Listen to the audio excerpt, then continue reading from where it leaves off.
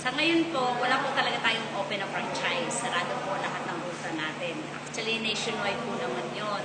Pero doon po sa mayroon ng existing na franchise, napakahalaga po ng mga prangkisang pinaghahawakan ninyo.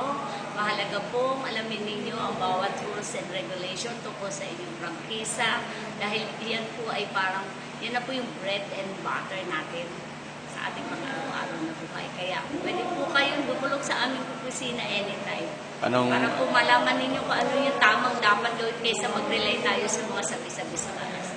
May mga contact numbers doon para tawagan kung sakali magtatanong? May bago po kaming hotline. Hotline, yan. Yun po yung ini-introduce namin ngayon na it should be, alisin na po natin yung may reklamo ka sa mga sasakyan. Papalitan po natin yun ng LTFRB hotline 1342. Lahat po ng kung may complaint kayo, may gusto kayong malaman, itawag nyo lang po sa hotline 1342. Papalitan po namin lahat ng may reklamo kang markings ng mga jeep.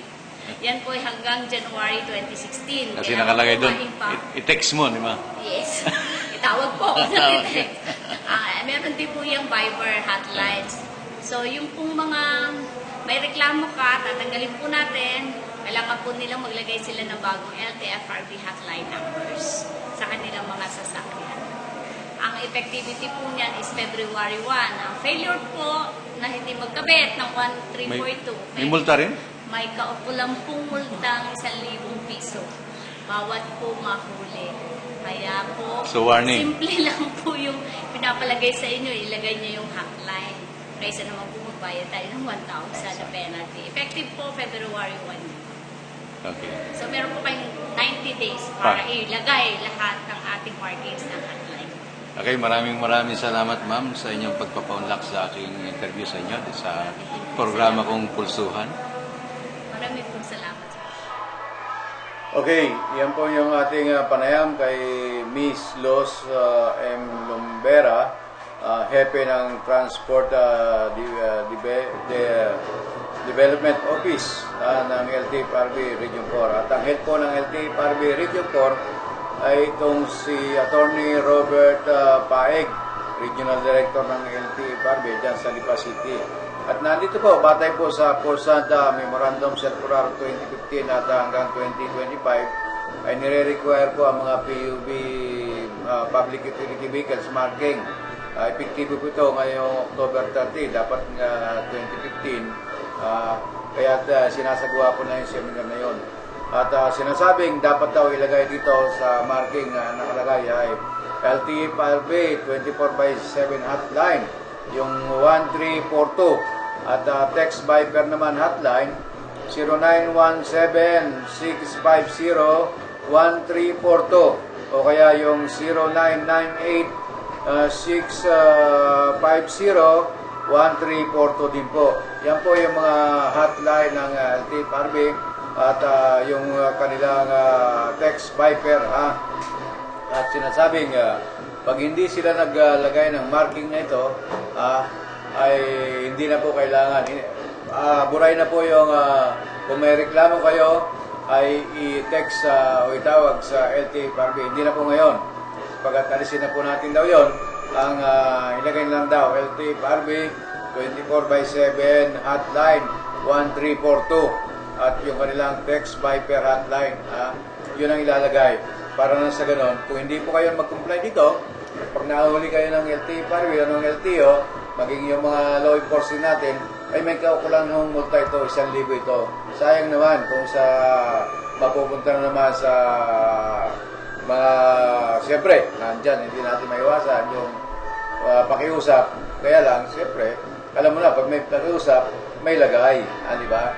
Inaalis na po nila yun, kaya winawarningan nila, kaya nga sinasagawa nila, ay nagkakaroon sila ng mga seminars dito sa nasabing mga driver. Hindi lamang pala bus ang sinasabing require nito, lahat ng public utility vehicles, maging yung mga sinasabing garage vehicles, ay nakalagay dito. Itong marking na ito at yung plate number ng sasakyan, tapos yung number ng operator, at ilalagay din daw yung para sa discount na 20% discount sa mga senior citizens at yung mga may kapansanan. At At ang hindi raw maglagay nito ay may kaukulang marka. At tinatawagan ng lahat ng operator ay na sumunod dito sa nasabing compliance na required ng marking sa loob ng 60 araw effectively. At kung hindi naman po, ay magkakaroon sila ng kung non-compliance po sila, pag-renew na lang ang kanilang sasakyan, automatic magkakaroon ng penalty na 1,000 pesos. Yan po ang sinasabi doon sa Memorandum Circular 2015 hanggang 2025. Dahil sinasabi nga nila, every 5 years ang sinasabing expiration ng mga prangkisa ng mga public utility vehicles. Kaya hindi sinasabing nakakuha ka na ng prangkisa ngayon, ay lifetime na yon, hindi po. Every 5 years lang, sapagat nire-renew na, baka mga mamaya ay merong paglabag doon sa sinagawa nilang mga public utility vehicles, ay nariripasi po yan at na-update kung ano man ang kailangan. Kaya every 5 years lang daw yung bigay nila ng pahintulot sa mga prangkisa. Pero yung 5 years na yan, bago dumating yung 5 years, dapat 1 year bago dumating yung 5 years, ay nagre-renew ka na agad ng iyong prangkisa. Pagkat matagal din po yung paglalakad ng mga prangkisa, kailangan pa dyan yung mga rehistro, kailangan pa dyan yung may mga babayaran, iikot pa yan, kaya sinasabing matagal. Titingnan pa nila, inspeksyonan yung makina mo, yan ba'y mausok na o hindi? Diba? Tama ba yan? Naayon ba yan sa patakaran ng LTFRB na maayos yung sasakyan ng mga publiko, sapagkat yung mga public utility vehicles is a public servant din, sabi niya. Kaya kailangan pong ina-update yan. Yan na sabing prangkisa, hindi lamang po sa mga bus, sa mga jeep, maging doon sa mga sedan. Ito yung mga FX, ay mga van. Dapat daw ay nakalagay yung marking ng LTFRB. Sa atin po, tayo muna ay magbibigay ng isang commercial para sa ating impilan. Magbabalik po tayo pagkatapos nito.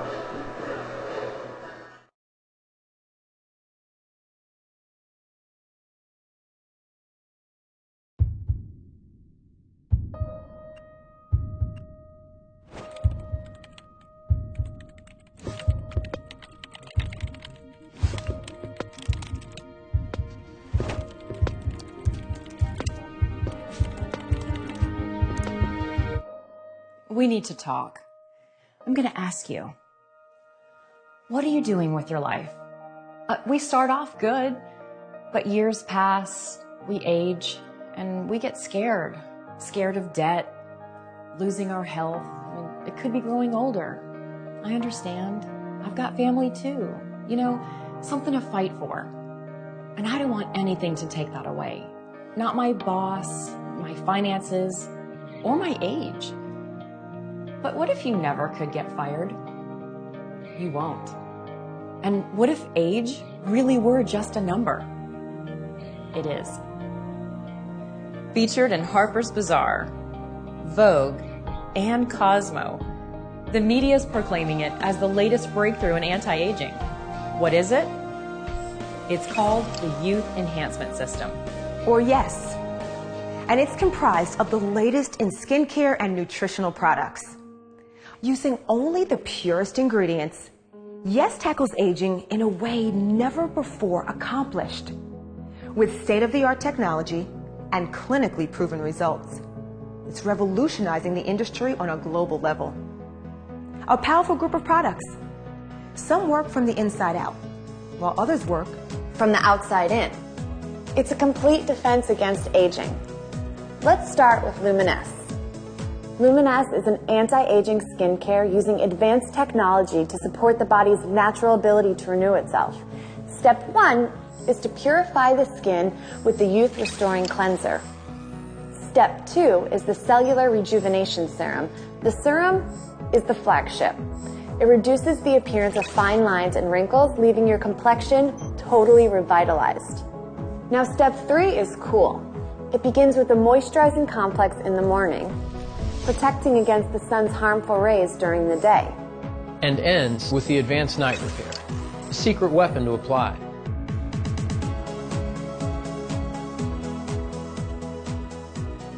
Magaling manood ng serbisyong balita live online tuwing araw ng Lunes, Miyerkules at Biyernes. Ito po ang inyong lingkod, Pintan Jose Joel L. Aala ng Barangay Don Jose, Santa Rosa City, Laguna. Laging handang umalalay sa inyo. Magaling manood. Okay, yan po, balik tayo sa ating programa, Pulsuhan. At yan po, ang ating komersyal, yung pong Eunice, kung saan doon nga ay nagkakaroon ng pag-ayos ng inyong mga balat, mga natutuyong balat, sa pamamagitan po ng Illumina, na sinasabing pampaganda. At babata po kayo, anti-aging po yun.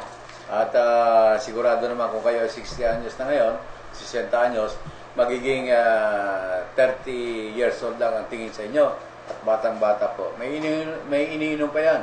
Kasi sinasabing ma-rejuvenate yung iyong kaloob-looban, na sinasabing magbabata, kung ano man yung nandiyan sa iyong mga intestine.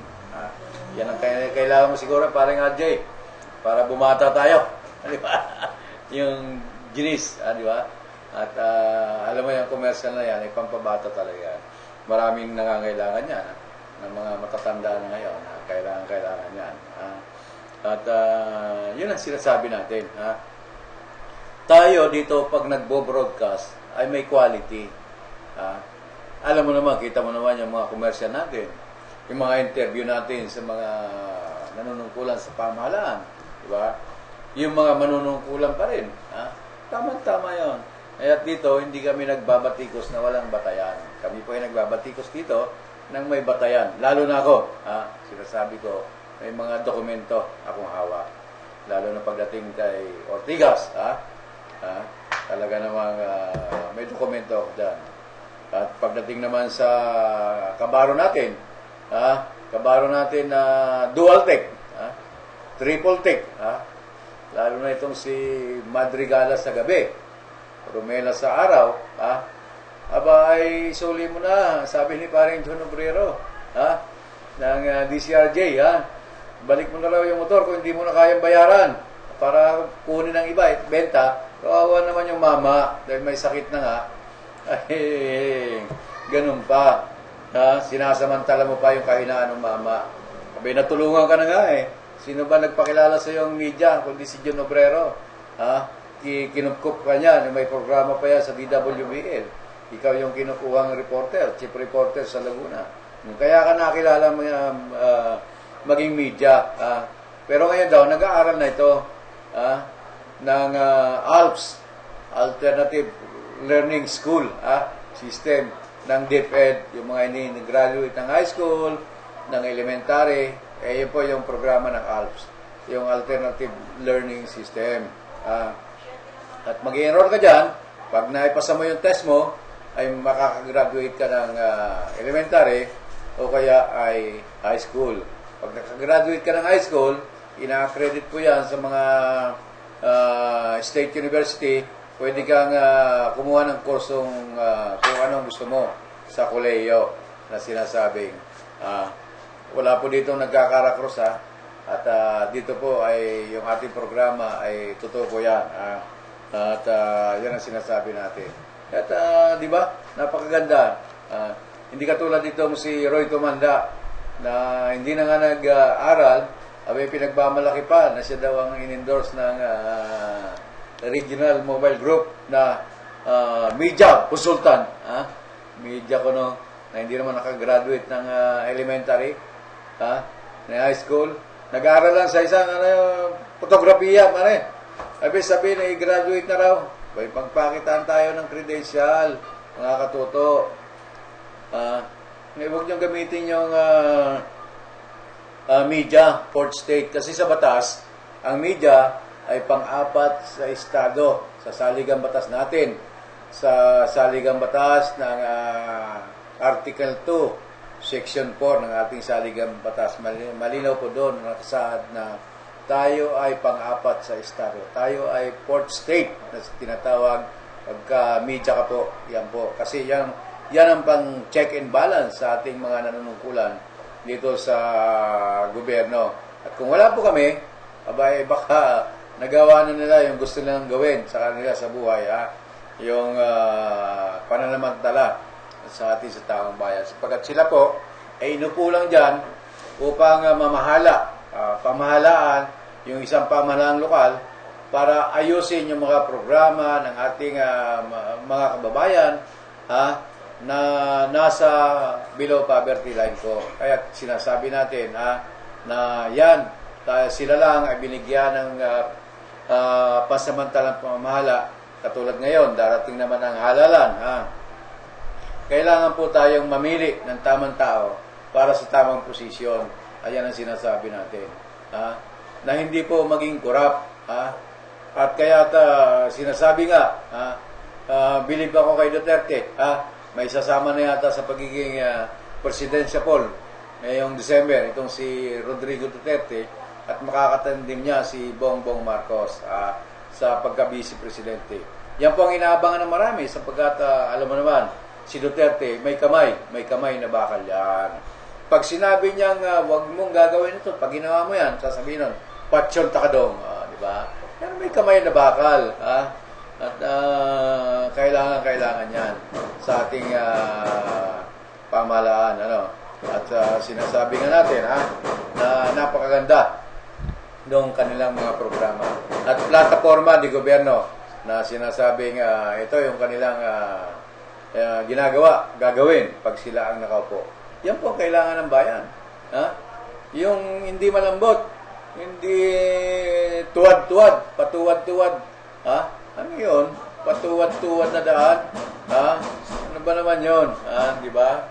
Talaga namang yung ating tuwad na daan ay nagkakaroon ng comparison ngayon. Kaya kailangan po natin ang kagaya ni Duterte, ang kagaya ni Bongbong Marcos, ang kagaya ni Mirna Katapang na senadora na mapapaupo na may pagkiling po sa mga mahihirap at sa mga senior citizens.